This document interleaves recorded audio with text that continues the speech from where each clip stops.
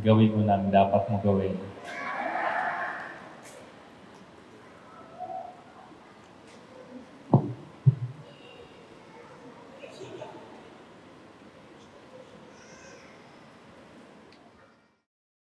Yun, super saya. Super saya. Saka super blessed. Kasi ano to pangarap ko lang dati. Tapos ngayon, Rubaya, wala pa. Tapos ngayon, andito na. So, ayun, sobrang happy lang. I can't believe that you're standing here with me. Sobrang saya ko today. Kasi I never thought na I would get to this point.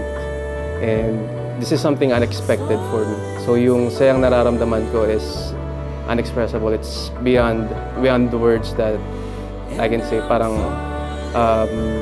this is like the ultimate moment for me. And magkatuluyan kami ni Ange is something that really makes me happy.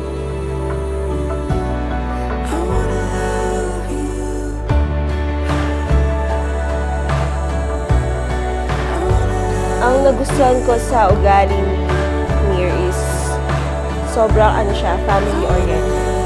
Kumbaga, lahat gagawin niya sa pamilya niya. Dalawa po yung sakramento na sacraments of commitment. Yung pagpapari, ordinasyon, at yung pag-iisang dibdib. So ito na nga, means of salvation, or ito yung paraan para maging banal.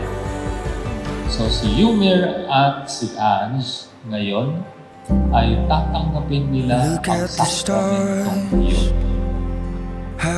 Mahal, eto na, finally. Thank you. Thank you kasi. Kasi binigay mo to. Tinapad mo yung pangarap ko. Into the future. Wala akong masabi sa'yo. Sobrang hands down ako sa ugali mo. Ayun, mahal na mahal kita. At lagi lang ako nandito. It doesn't make sense.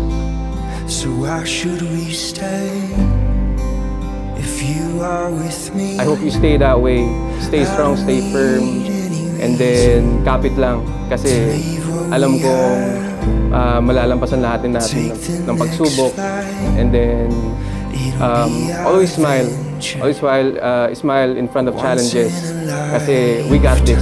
Kaya nating dalawa to.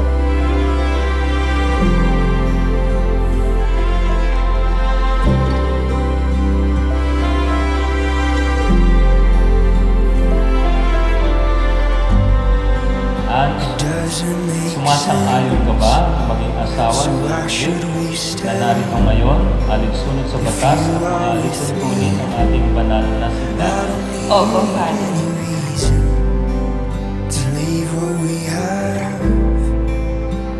Yumir, sumasang-ayon ka ba na maging asawa si Ange na narito ngayon, alinsunod sa batas at mga alituntunin ng ating banal na simbahan?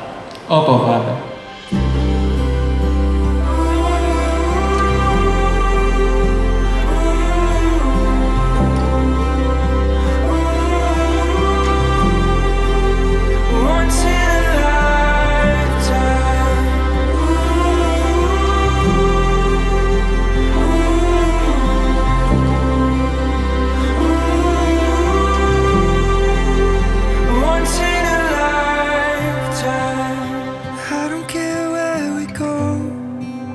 As long as you are with me, I don't care where we go.